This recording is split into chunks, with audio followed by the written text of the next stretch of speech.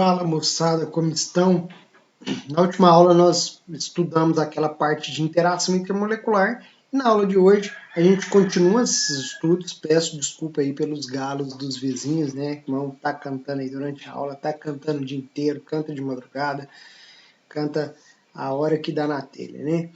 Pessoal, mas é o seguinte, hoje nós vamos aplicar a gente vai aplicar de uma nova perspectiva, que é em termos da perspectiva da solubilidade, ok? Aquelas propriedades físicas a gente já sabe relacionar com a temperatura de ebulição, e isso vai ajudar bastante a gente entender as propriedades físicas dos compostos orgânicos que a gente vai estar estudando daqui para frente, ok? Pessoal, notem só esse exemplo aqui.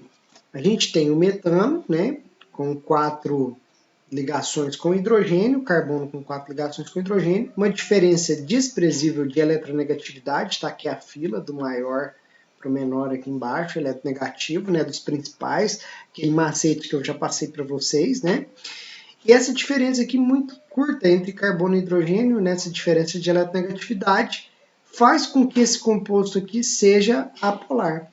Tem um outro macete para a gente descobrir se uma molécula é polar ou não, que é o seguinte, gente. Se tem par de elétrons livres no átomo central, eu posso afirmar, né, que é uma molécula polar. Se não tem o par de elétron e os ligantes são iguais, a molécula é apolar. Né? Mas aqui envolve muito mais questão de geometria, questão dos vetores momento dipolo, né? Que a gente acaba usando aqui mais esses macetes para facilitar a vida de vocês, né? Então, se a molécula é apolar, só tem um tipo de interação possível, dipolo instantâneo, dipolo induzido. Se eu trocar um átomo de hidrogênio por um átomo de cloro, aqui a gente tem o clorometano, né? Aí sim já aparece um vetor aqui dando uma certa polaridade. O que significa esse vetor? Significa que uma ligação química tem uma deslocalização de elétrons. Os elétrons são direcionados para o átomo mais eletronegativo. Nesse caso, o cloro. Olha aqui o cloro, bem mais eletronegativo que o carbono. Ele vai conseguir atrair os elétrons da ligação e fazendo com que essa molécula seja classificada como uma molécula polar. Olha só, 100 elétrons no átomo central, mas os ligantes são diferentes, né? A molécula é levemente polar, tá? E aí, a gente tem, então, comparando essas duas, né? Se a molécula é polar não forma ligação de hidrogênio, aqui eu tenho uma interação do tipo dipolo, né? Interações do tipo dipolo são bem mais intensas do que dipolo instantâneo, dipolo induzido, e vocês percebam aqui pelas temperaturas de ebulição, olha só, do metano a temperatura de ebulição muito baixa, menos 161,5. Trocando um átomo de hidrogênio pelo de cloro, a gente já tem um aumento significativo dessa temperatura de ebulição, ok? Mostrando essa questão dessa interação, né? Para a gente revisar essa discussão da nossa última aula. Agora, aquela relação que eu comentei aqui no começo, da interação intermolecular e solubilidade, a gente vai aplicar aquela regrinha que vocês devem lembrar, né? Do semelhante dissolvendo semelhante. Isso aí em química geral, imagino que vocês devem ter visto isso muito bem visto, né? O exemplo aqui de etanol e água, né? O etanol e água, gente, ele tem essa solubilidade aqui, principalmente devido à região do etanol que é semelhante à água, né? Aqui é a região do etanol que com oxigênio e hidrogênio interage muito bem com esse solvente. E a solubilidade, então, considerada aqui uma solubilidade infinita, né? Qualquer quantidade a gente consegue, em qualquer proporção, dissolver esses dois, né? E essa interação aqui que ocorre entre a parte negativa da hidroxila do etanol com o hidrogênio aqui positivo da água, isso daqui, essa interação que mantém essas moléculas interagindo, né? É a interação do tipo ligação de hidrogênio, uma interação intermolecular do tipo ligações de hidrogênio, uma interação muito forte, né? E é lógico que essa parte aqui da molécula do etanol que interage, porque essa parte é a parte da molécula polar. A gente tem uma cadeia carbônica ou hidrocarbônica, que é a parte apolar. A parte do hidrocarboneto do etanol não dissolve bem em água, né? Essa parte aqui sim dissolve, essa parte que é responsável por essa solubilização. Então, a parte que são semelhantes entre as moléculas é a parte que vai ditar a solubilidade. Vamos ver, discutindo essa questão, mexendo nessa cadeia hidrocarbônica, que eu acho que vai ficar bem legal da gente discutindo aqui no nosso quadro simulado, né? Por exemplo, olha aqui, ó. O etanol, a gente tem uma cadeia carbônica com 2 hidrogênios, uma parte em que faz a ligação intermolecular do tipo hidrogênio, né? Antigamente chamava-se de ponte de hidrogênio, não usa mais essa denominação. A cadeia que é polar é uma cadeia que vai interagir com uma interação do tipo dipolo instantâneo, dipolo induzido, que eu resumi como DI-DI, tá? E aí a gente tem, então, uma solubilidade infinita, porque essa cadeia carbônica pouco vai influenciar nessa interação intermolecular com a hidroxila do álcool, do etanol, com a água, ok? Vamos ver o que ocorre à medida que a gente vai aumentando essa cadeia carbônica. Olha só, se eu aumentar 2 carbonos aqui, a gente tem o butanol, vocês já percebam o seguinte, que a solubilidade já não é infinita mais, já tem um limite, 7,9 gramas do butanol para cada 100 ml de água. Isso aqui numa determinada temperatura, lógico, né? Porque o correto seria a gente colocar em 100 gramas de água. Correto não, assim também não quer dizer que está errado, né? Mas o mais recomendado seja que a gente coloque em massa, porque aí a gente tira essa dependência da temperatura de forma tão evidente quanto a do volume, né? Mas aumentando um carbono apenas, olha aqui o que ocorreu, 2,3 gramas.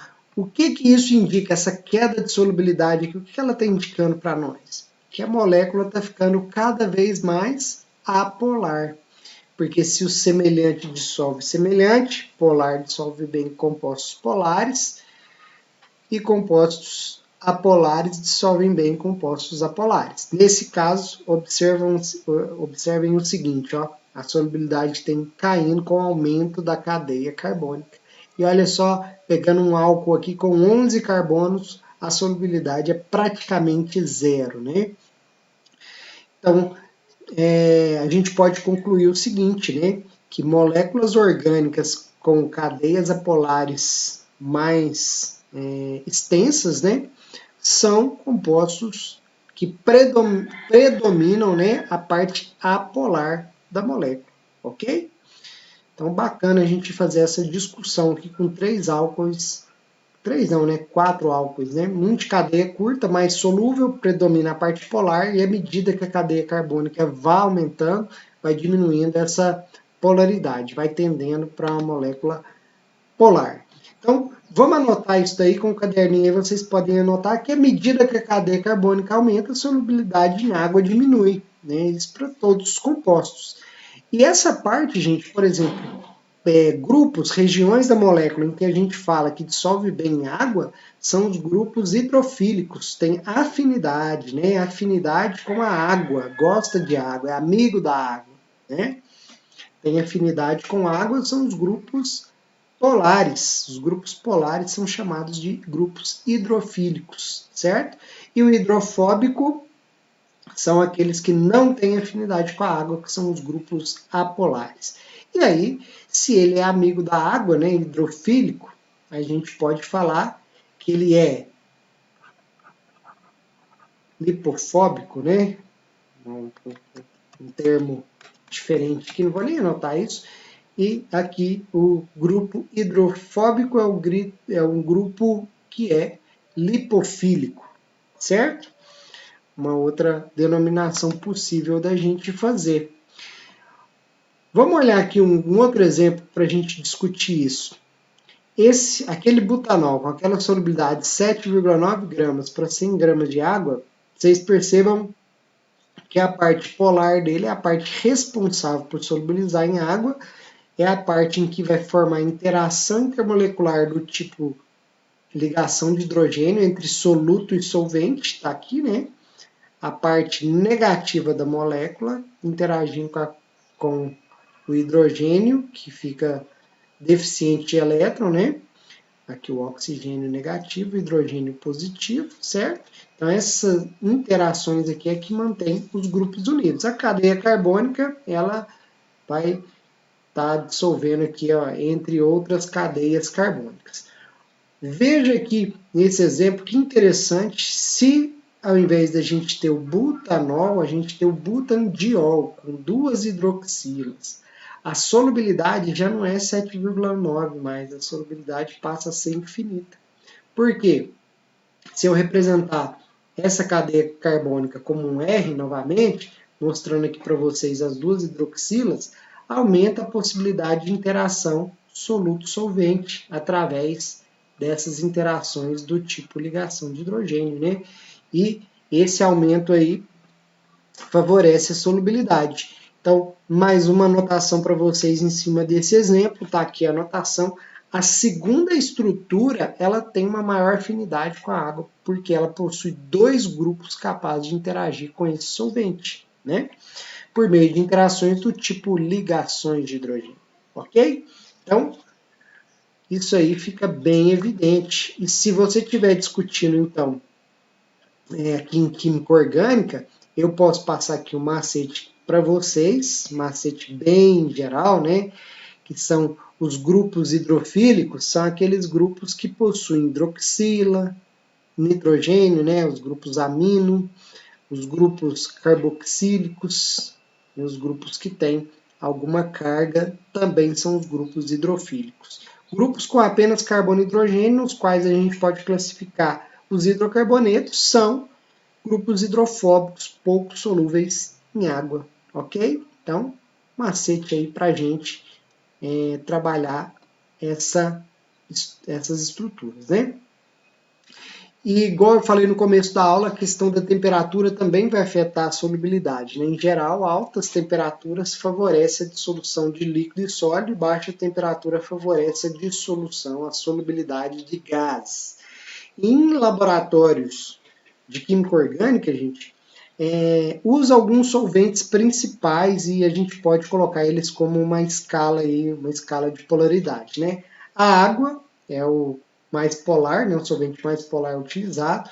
O metanol já menos polar do que a água. Depois o etanol. Por quê? Porque no metanol a gente tem apenas uma cadeia, apenas um átomo de carbono, né? Cadeia carbônica pequena. Então ele é mais polar do que o etanol, que tem 2 carbonos. Depois o acetato de etila, aí a partir daqui a gente já tem os que são mais apolares, de clorometano, cloroforme, éter dietílico e o hexano.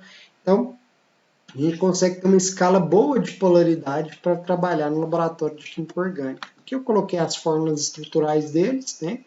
Aqui a água, depois o metanol, depois o etanol, aqui o éster, depois a gente tem o clorometano, o triclorometano, que é o clorofórmio, o éter dietílico e aqui o hexano. Então, aquele que tem a cadeia carbônica aqui, né, o hidrocarboneto, ele é o mais apolar e o solvente mais polar aqui utilizado, a gente tem a água, e a partir desses 8 solventes aqui, a gente tem uma vasta gama de possibilidades de fazer dissolução de N compostos, ok? Pessoal, então, propriedades físicas, a questão de solubilidade é isso que eu tinha para trabalhar com vocês. Alguns exercícios da lista eu vou indicar aí na descrição, lá no Classroom dessa atividade, ok? Valeu, pessoal, até a próxima aula.